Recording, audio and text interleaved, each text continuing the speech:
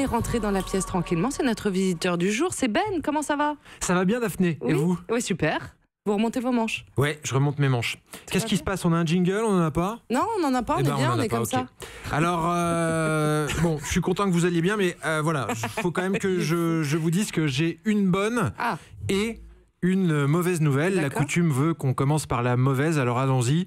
Je sais pas trop comment vous le dire sans vous faire énormément de peine, mais voilà.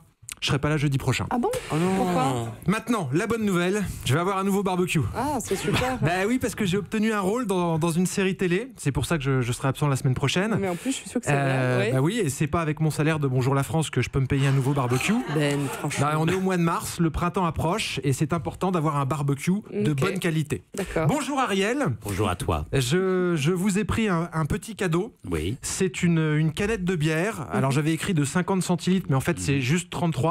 J'appelle ça une bouteille, moi. Mais oui. J'ai écouté le début de l'émission dans ma voiture en venant et j'ai eu la sensation que vous aviez un petit peu soif. Alors, je sais que vous préférez les boissons moins sucrées comme le thé glacé ou le whisky, mais j'ai pris ce que j'ai trouvé. On est au mois de mars, le printemps approche, c'est important de rester hydraté en toutes circonstances. Toujours.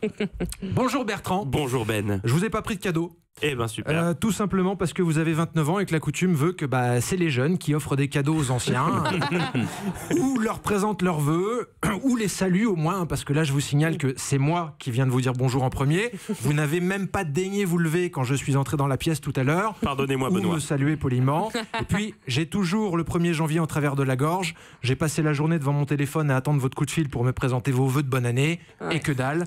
Donc permettez-moi de vous dire que je vous trouve un petit peu culotté de vous imaginer que je puisse vous offrir une Nintendo Switch ce matin. Je sais qu'on est au mois de mars et que le printemps approche, mais enfin bon, faut pas exagérer non plus. Bonjour Marc Trévidic. Bonjour. Je suis ravi de vous rencontrer. Ne vous emballez pas, je le dis à tous les invités.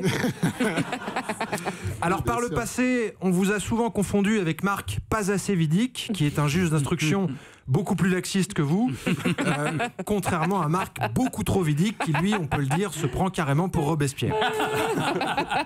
Il en fait des caisses, enfin il est vraiment beaucoup trop Vidic. Mais aujourd'hui, c'est bien vous que je suis ravi de rencontrer, Marc Trévidic. D'ailleurs, Trévidic, non, juste ce qu'il faut en réalité. Mais les gens sont comme ça aujourd'hui. Dès que vous êtes un petit peu droit, un petit peu à cheval avec le règlement, ils sont là, oui, tu comprends, il est quand même très très Vidic. Ah non, je suis désolé, c'est un juge, il fait son boulot. Alors attention, je tiens toutefois à préciser que je suis tout à fait conscient du niveau discutable de ces plaisanteries. Mais bon, on est au mois de mars, le printemps approche, faisons preuve d'un peu d'indulgence.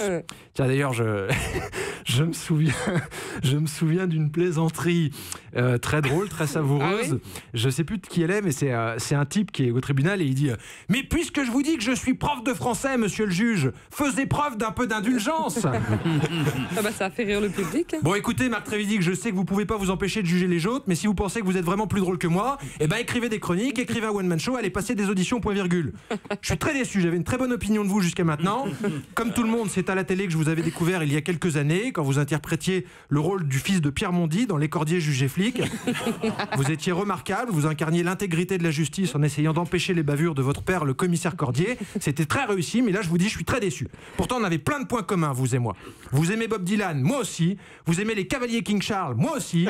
Vous avez des positions tranchées, moi aussi. D'ailleurs, les Cavaliers King Charles, c'est sympa 2 minutes, mais je préfère les faux de Bretagne. Désolé, monsieur Trévidic, ces chiens ne sont peut-être pas assez nobles pour vous, mais c'est comme ça, ne vous en déplaise. Voyez, Daphné, finalement, c'est vrai qu'il est quand même très vidique. Merci. Bravo, Ben. Europe.